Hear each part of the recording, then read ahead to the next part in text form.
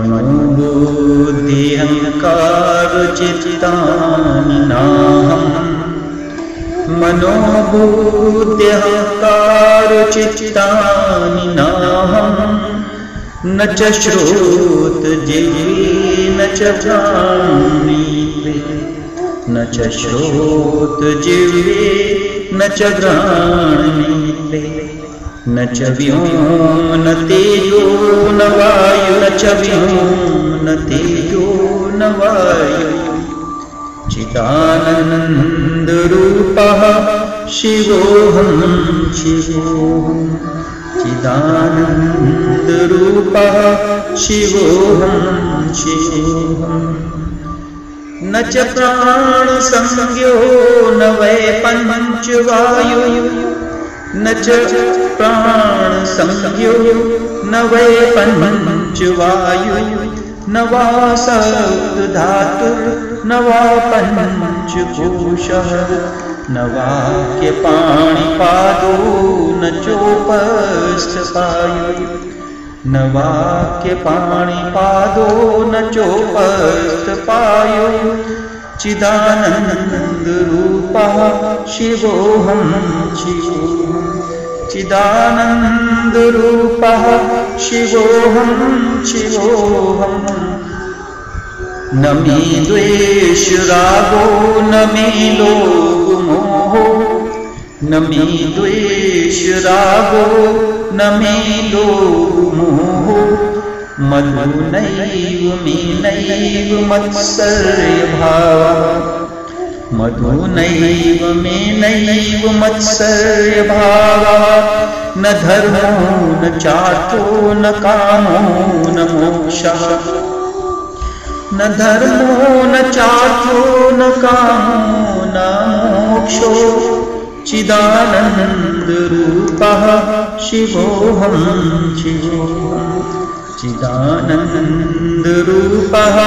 शिवोऽहं शिवोऽहं न पुण्यं न पापं न सौख्यं न दुःखं न पुण्यं न पापं न सौख्यं न दुःखं न मन्त्रो न तीर्थ न वेद न यज्ञः न मन्त्रो न तीर्थ न वेद न यज्ञः अहं भोजनं नैव भोज्यं न भोगः चिदानन्दरूपः शिवोऽहं शिवोऽहं चिदानन्दरूपः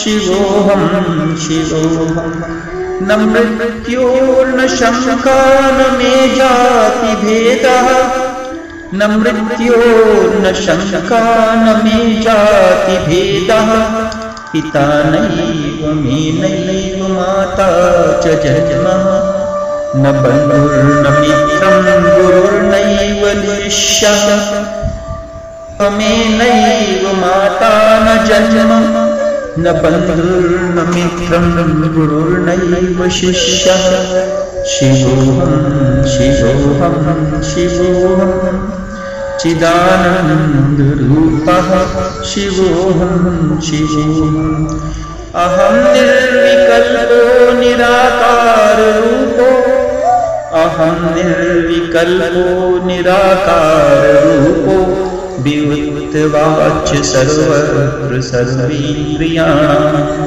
विभूतवाच्य सर्वत्र सर्वेन्द्रियाणां न चासंगतं नैव भूमिर्न मेय न चासंगतं नैव भूमिर्न मेयः चिदानन्दरूपः शिवोऽहं शिवोऽहं चिदानन्दरूपः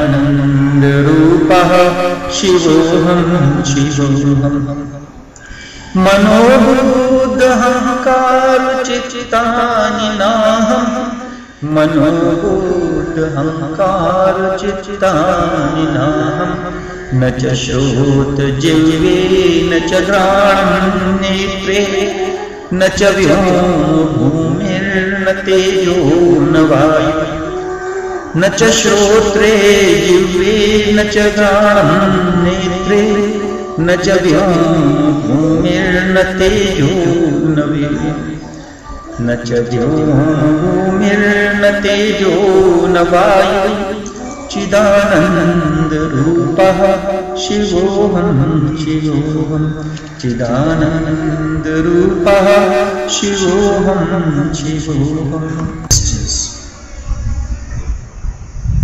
Adi Shankara was 80 years old when he was wandering in Himalayas seeking to find his guru.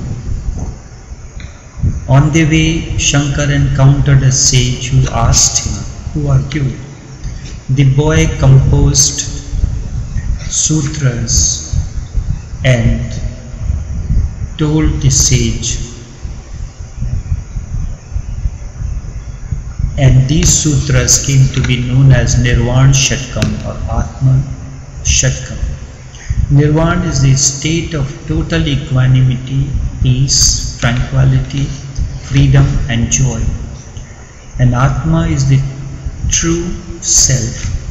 The sage this boy was talking to was Swami Govindapada Acharya, who was indeed the teacher Shankar was looking for.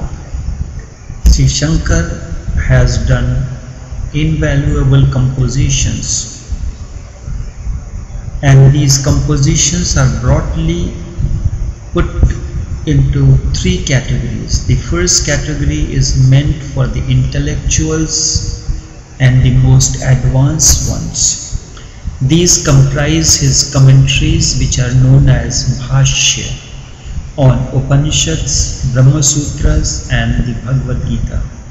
The second is the category which consists of independent works, and these are known as Prakarana Granth. These expound the essence of Upanishads in simple words. These vary in length from a half a verse to 1000 verses. And the third is the category of devotional hymns that Shankar composed.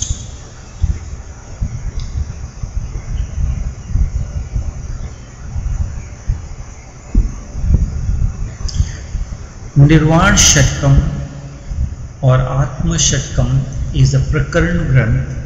It consists of 6 verses. Prakarana has been defined in Vishnu Dharmottar Puran as a text which explains particular aspect of the Shastra and deals with certain secondary questions arise. The questions arise. Although the explanation is given to a particular question or a particular sutra, the question is bound to arise in the mind of a seeker, and then as a response when something is explained, this is known as Prakarana. The instructions emphatically consist in 6 verses of Nirvana Sutra is that the identification with the body, mind and senses is the root cause of all sorrow, and that it should be given up, and one should realize one's real nature as none other than the Supreme Brahman. This realization is what is known as liberation or Nirvana. I am not the mind, nor the intellect, nor the ego sense, nor the accumulation of memory. I am not the ears, nor the tongue, nor the nose, nor the eyes, nor am I the sky, or the earth, or fire, or air. I am supreme auspiciousness. I am supreme auspiciousness in the form of consciousness. I am auspiciousness. The first, when it is said, I am not the mind, nor intellect, nor ego sense, nor accumulation of memory. This explains the body-mind realm.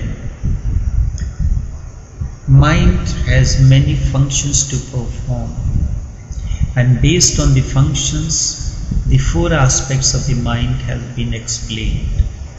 Then it comes the 5 sense organs and organs of perception and organs of action. Then the 5 elements of which this body-mind in realm is composed of. I am none of these. Then what am I? I am the supreme auspiciousness in the form of consciousness. I am auspiciousness. The last line is very significant. It says that we are none other than the Supreme Brahman, which is existence, consciousness and bliss, or the scriptural injunction of Satchit Anand, the truth, awareness and bliss. This is our essential nature. Verily, the word Shiva that is used in the last line, Shivoham, Shivoham, should not be mistaken to mean Lord Shiva. Shankar propounded the Advaita Vedanta. He is not a man of rituals. So there is no way the word that Shankar is using refers to Lord Shiva. Instead, the word Shiva refers to the state of being which is auspiciousness. And those who criticize Advaita interpret this word to conclude that Advaita asks the individual to arrogate to himself the status of God himself. This is erroneous. Nowhere the word Shiva is used in that sense of Lord Shiva. Instead, the word Shiva is used here in the same sense as has been mentioned in Mandukya Upanishad Sutra 7, where it implies auspiciousness and denotes the Supreme Brahman and not Lord Shiva. In all these verses also another word is used which refers to I, and this I refers to pure Atman. The mind is described, defined in Brihadaranya Upanishad as desire, resolve, doubt, faith, lack of faith, steadiness, unsteadiness, shyness, intelligence, fear. All these are nothing but different aspects of the mind. Mind desires, resolves, doubts, has faith, it is steady, and other times it is unsteady. These are all the qualities of the mind. The essence signifies that all emotions belong to the mind and not to the Atma. A person verily identifies himself with the mind when he says, I desire this, I feel sad, I feel happy, I have to resolve to do this, so on and so forth.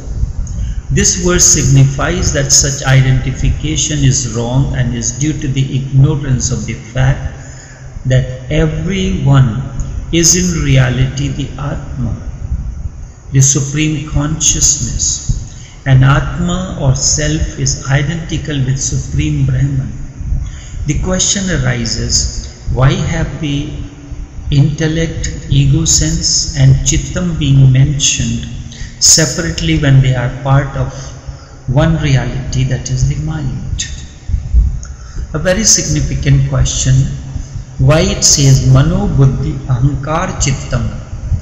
Mano, Man, Buddhi, Ahankar and Chit. 4 aspects Shankar speaks of. When they are part of one reality, mind, then why these have been used separately? This is significant. Although mind is only one, it is given 4 different names in Vedanta according to the different functions that it performs. It has been explained by Shankar in Vivek Chulamani. The Sutras 95 and 96 explains the mind in detail. The one antakaran or inner organ is known by 4 different names: Manas, Buddhi, Ahankar and Chit, according to different functions it performs. Mind is English word. The real Hindi word or the word of Sanskrit is Antahakaran. Anta comes from the 2 words Anta and Karan. Anta means inner and Karan refers to the faculty, the inner faculty. It has 4 aspects: Manas, Buddhi, Ahankar and Chitta. Now it is important to understand the functions, the role that each of these faculty performs. When the mind thinks or reflects, it is known as Manas.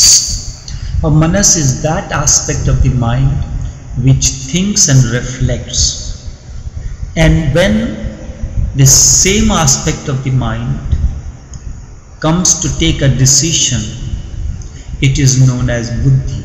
Buddhi is the deciding factor of the mind. It decides, makes the decision.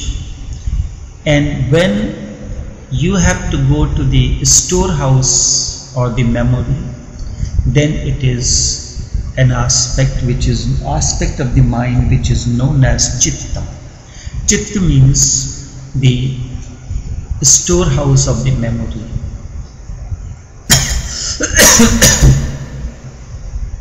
And when it identifies itself with each of these functions, that faculty, that aspect of the mind is known as Ahankar, the ego sense. The manner in which these functions takes place can be explained through an example. Let me take this example to explain this further. Imagine you are walking along the road and at a distance you see a person whose gait seems to resemble to someone whom you have known.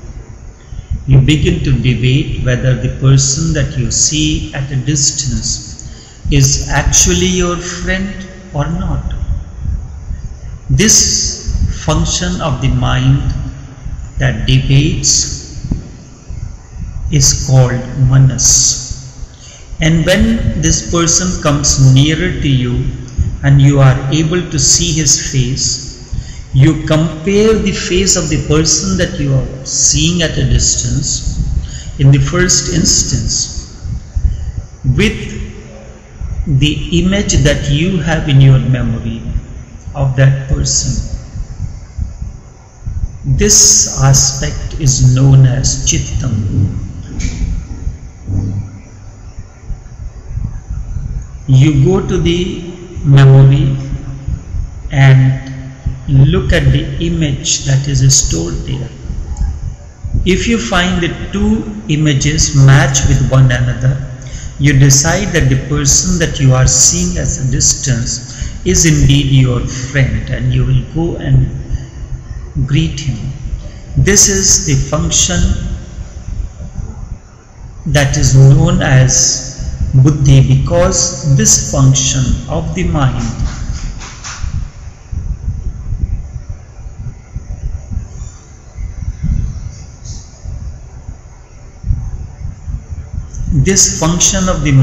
actually makes the decision, is a deciding factor, and the performer of all these functions is I, which is known as Ahankar according to Vedanta. The word Manas is also generally used to denote all the 4 functions collectively as well when the distinction is not needed. Always this distinction of the 4 aspects of the mind is not needed. In that case, it is referred to as one faculty collectively and called manas.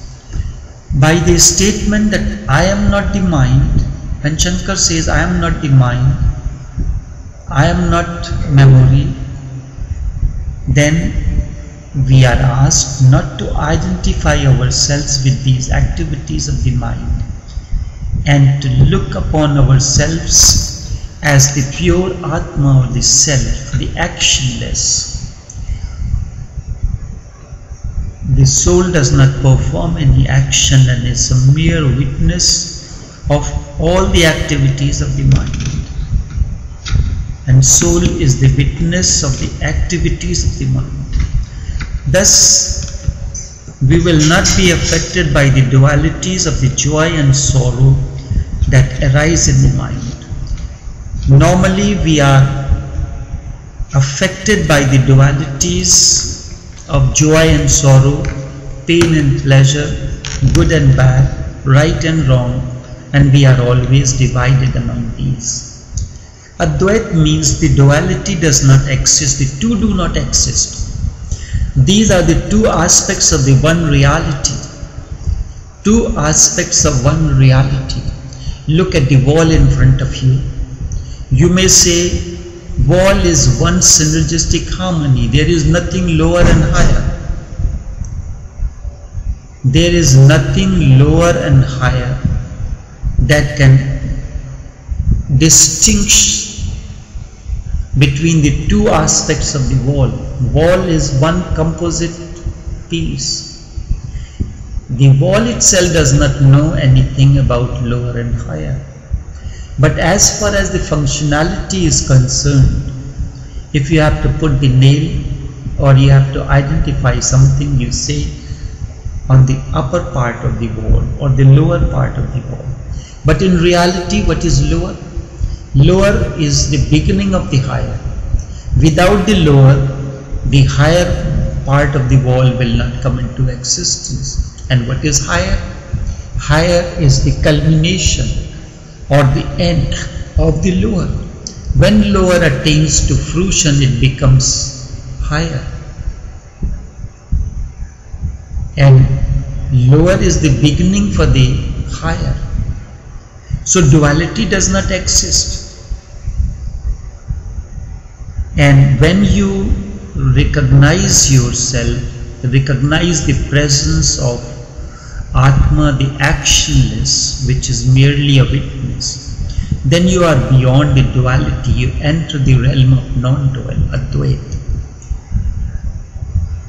In the verse Sutra 27 of the 3rd chapter, Yogeshwar says, Prakrite kriyamanani gunai karmani sarvasha.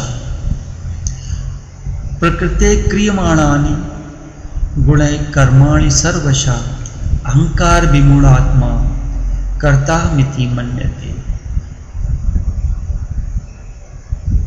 Lord says that all actions are performed by the body, mind and senses.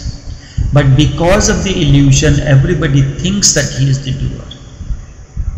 A person identifies himself with his body and his sense organs when he says, I am this, I am that, I am fair complexioned, I hear, I taste, I smell, I see, etc.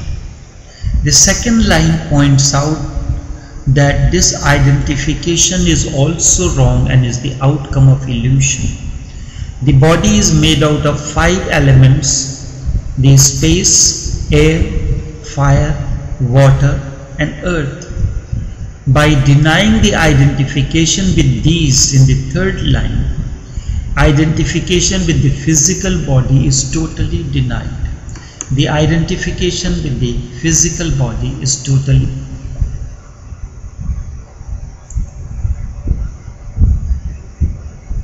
The last line says that we are none other than the Supreme Brahman, which is existence, consciousness and bliss, or Satchitananda. This is the last line and it's significant. Chidananda Rupa, Shivoham Shivoham. My form is that of Chid Anand, Sat Chit Anand. Not that Satchidanand refers to Lord or Lord Vishnu. It is not the name, it is the quality of the being that you are. My nature is that of truth, awareness and bliss. Satchidanand. The identity declared by Advaita is not between the individual or Jeev as such and God. The Advaita does not distinguish between the Jeev and God, Atma and Paramatma. What Advaita says that the Jeev as well as God are in reality none but the pure Brahman. Both are made out of the same stuff. A drop of water and the entire water of the ocean is qualitatively same. Quantitatively it may vary, that does not matter. Quality is more important than the quantity. Remember, quality is important, not the quantity. You are made out of the same stuff that Paramatma is made. But the only thing is this, Atma is conditioned and Paramatma is not conditioned, but they are made out of the same stuff. Advaita says that Jeev as well as God are in reality none but the supreme Brahman. However, when we look with the envelope of the body, mind and senses, in case of Jeev, because Jeev is composed of the body, mind and senses. And what envelops God is the Maya, the Yog Maya, that beclouds the manifestation of God. And it is because of this, because of the envelope of Jeev, which is body, mind and senses, and the envelope of God, which is Yog Maya, there appears to be a difference. These vestures are not real, these differences are not real. When these unreal envelopes are negated on the part of the Jeev, that I am not the body, not the mind, nor the chittam, nor ahankar, then you are negating the envelopes of which the body and mind is made of. Then what remains in both cases is nothing else but pure Brahman. And at the same time, when the envelope of the Jeev is vanished, and that which beclouds the God, Yog Maya, is also vanished, then we realize that Atma and Paramatma is made out of the same stuff. There is no difference between the two. This is the realization. Removal of these envelopes from the Jeev and that from Paramatma is the process that is known as realization. Sufism uses different words for these two processes. One is known as fana, where all the duality of the body, mind and intellect is dissolved completely, and the light of the being is manifesting. And at the same time, when the envelope of Yog Maya is removed, and that reality which is Paramatma manifests in its totality is known as Bhaka. I am not what is known as life breath. The second sutra. I am not what is known as life breath, nor am I the 5 vital layers. I am not the 7 dhatus or the constituents of the body. I am not the 5 sheaths, the 5 koshas. I am not speech, nor hands, nor feet. I am not the genitals, nor the organs of excretion. I am the supreme auspiciousness of the form of consciousness or bliss. I am the auspiciousness. The prana or the life force is given 5 different names in Vedanta.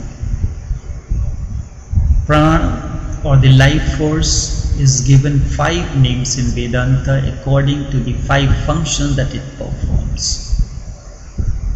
The life force or the life breath performs 5 functions. Because of this, 5 different names are given. These are what are spoken of as 5 vital airs in the sutra. The 5 vital airs are Pran, Vayan, Apan, Saman and Udan. These are described by Shankar in his Bhashya on Prashnopanishad. In Prashnopanishad, he gives a detailed explanation of these 5 Panchvayus: Pran, Vayan, Apan, Saman and Udan.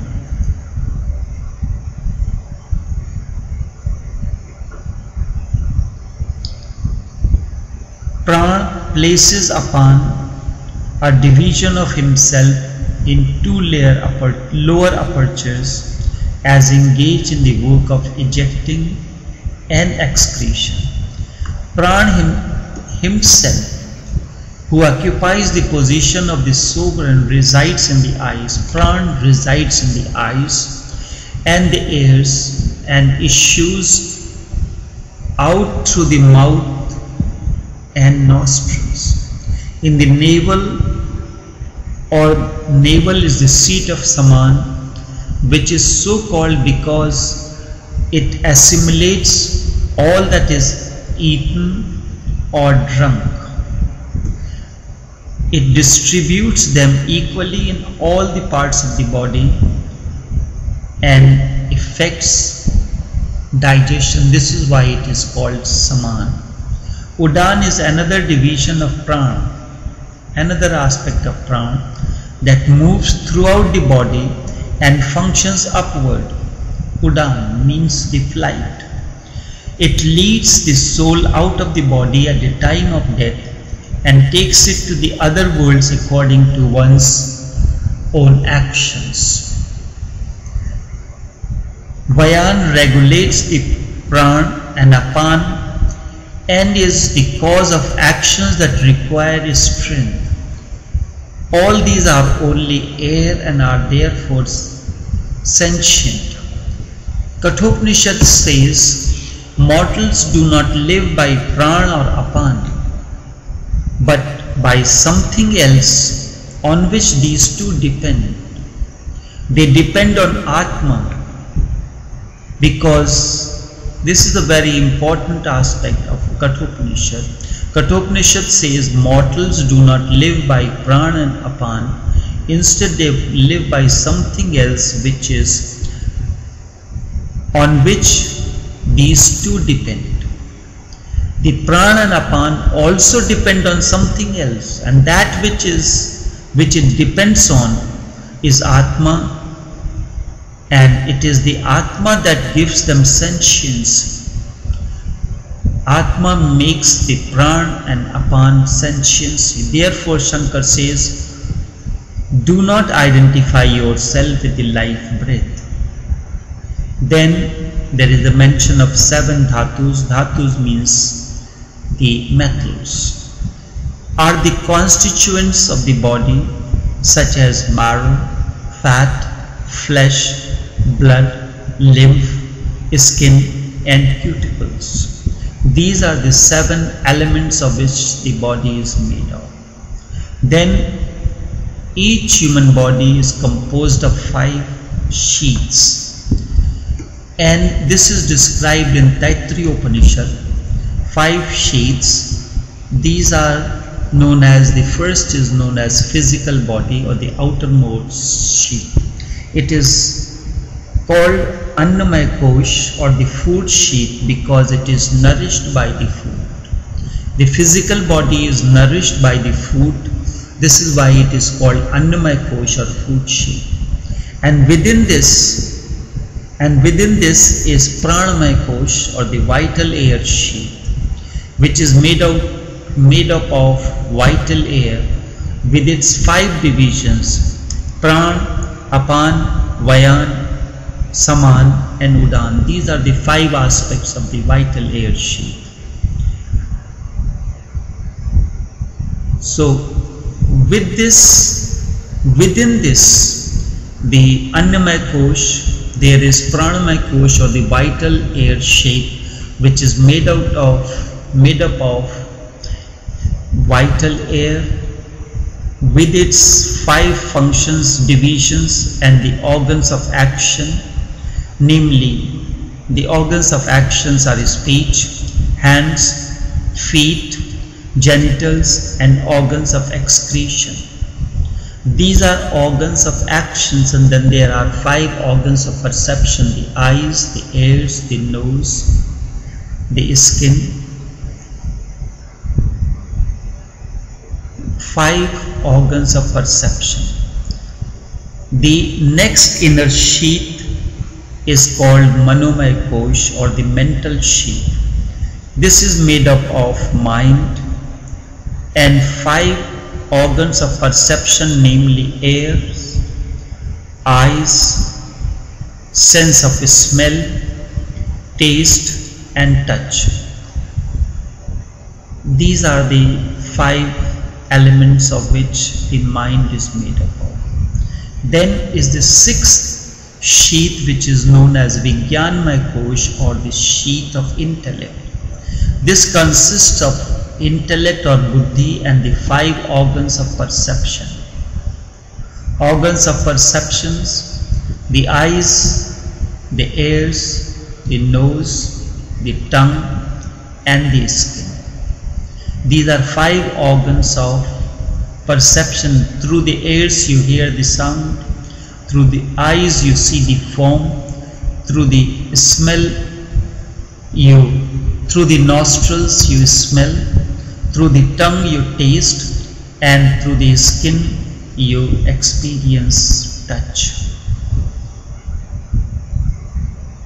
And the last or the most innermost sheath is called Anandamaya Kosh or bliss sheath. This is primal ignorance or avidya, which is the cause of transmigratory existence. The transmigratory existence. These 5 sheaths constitute the body-mind realm, and therefore you are asked never to identify with these, which are ephemeral and always undergoing changes. The 3rd line says that we are not the 5 organs of action, and the last line is same as in the first stanza. I do not have any aversion or attachment, nor do I have greed, delusion, pride or jealousy. I do not hanker after dharma, wealth, pleasure or liberation. These are the 4 purushas, 4 aspects: the earth, calm, moksha, earth, dharma, calm and moksha. I am the supreme auspiciousness of the form of consciousness or bliss. I am auspiciousness. All emotions such as likes, dislike, greed, etc. belong to the mind and not to the Atma. So Atma has no connection with them. The rules of dharma apply only when there is identification with the body-mind realm. When you are identified with the body-mind realm, then the rules of dharma apply to you. The Atma has no desire, no wealth, no pleasure. Atma is ever liberated. It is only when Atma is identified with the body-mind complex that there is the notion of bondage. Atma is itself liberated. It has no connection, no desire, nothing. The moment it gets encaged, it gets embedded within the body-mind realm, then all that bondage that comes with the body and mind realm becomes the part of the soul. The soul gets encaged. or embedded. The Atma is ever liberated. It is only when Atma is identified with the body-mind realm that there is the notion of bondage, and it is only then that liberation has to be sought. Because Atma is already of the nature of the Paramatma, the totality, but because of the body-mind realm that it has come within the realm of the body-mind, that it becomes encaged, and we need to liberate it from the body-mind realm. Not to identify. Shankar says that is where you have to recognize that you are pure consciousness, you are Atma. First this realization comes in. The moment you realize I am not the body, not the mind, I am pure Atma. The moment you realize I am consciousness ever expanding, then you will seek to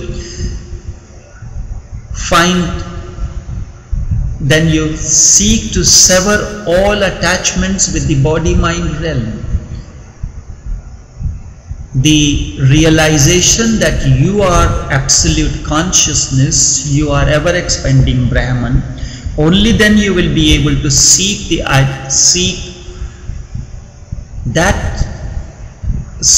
to remove your bondages, remove your connection with the body-mind realm. As far as Atma is concerned, it has neither bondage nor liberation. Just as there is neither day nor night in the sun itself, because it is nothing else but pure light. There is no such thing as merit or sin for me, nor is there any joy or sorrow. I have no need for mantras or pilgrimage or Vedas or sacrifice. I am neither the enjoyed nor the enjoyer nor the enjoyment. I am supreme auspiciousness of the form of consciousness or bliss. I am auspiciousness. All these are only for the Jeev who identifies himself with the body-mind realm.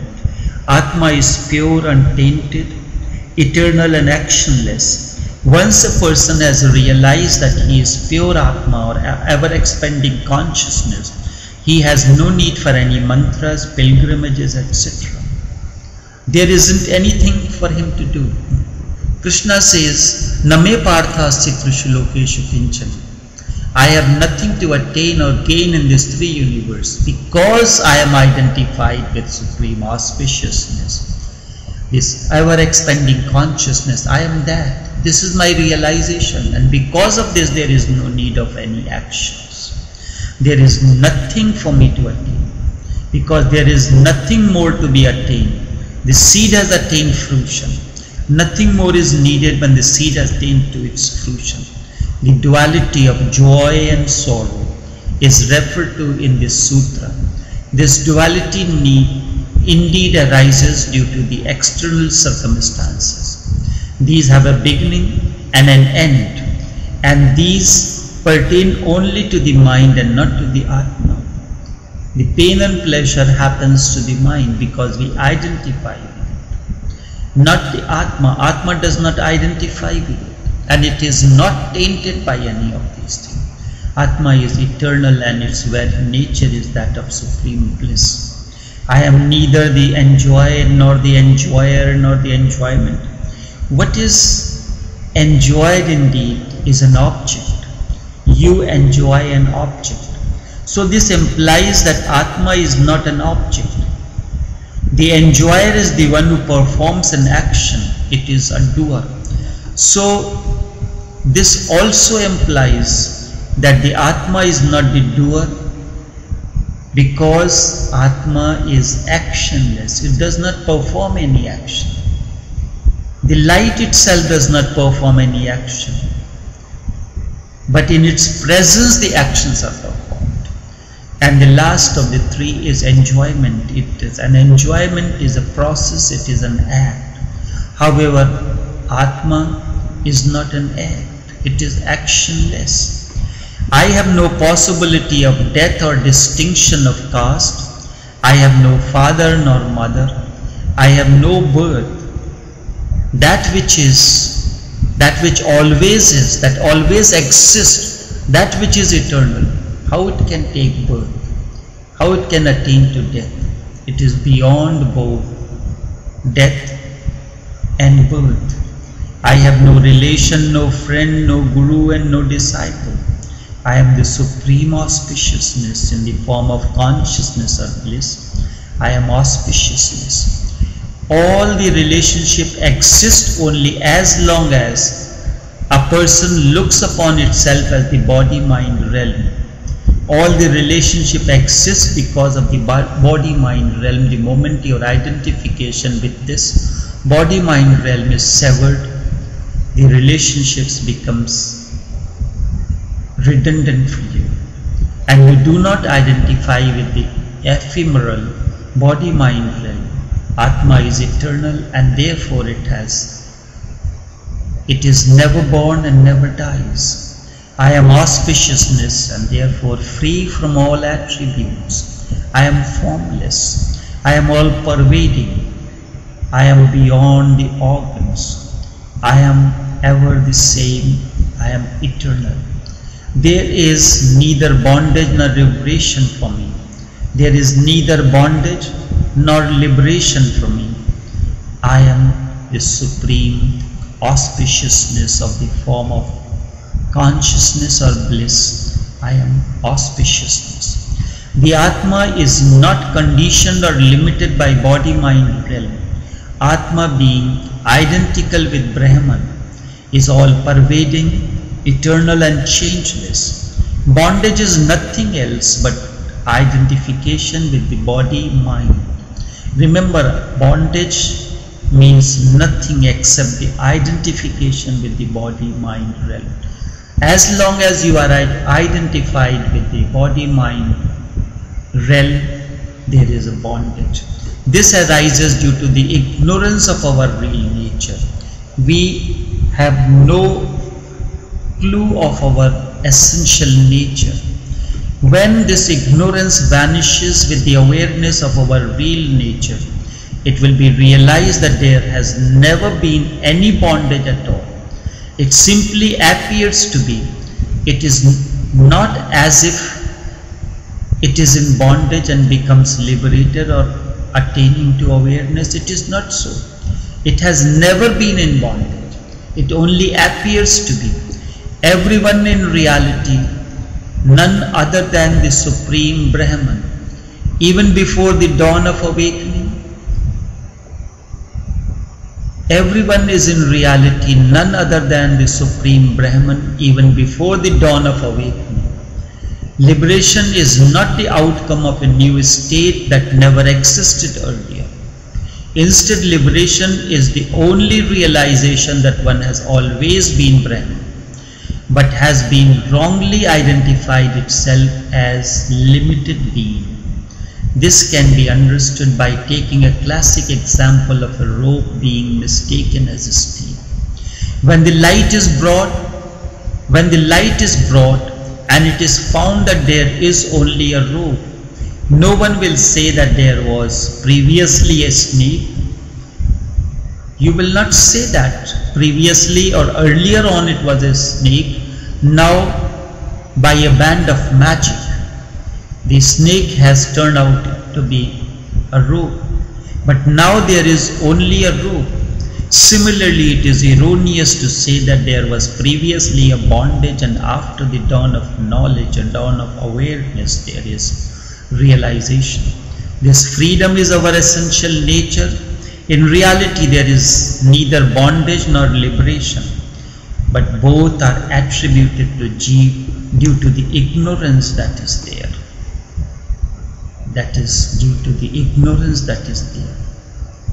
Mano buddhi ahankar chittani naham.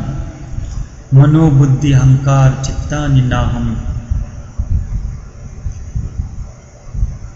Mano buddhi ahankar chittani naham. Nacha shrotam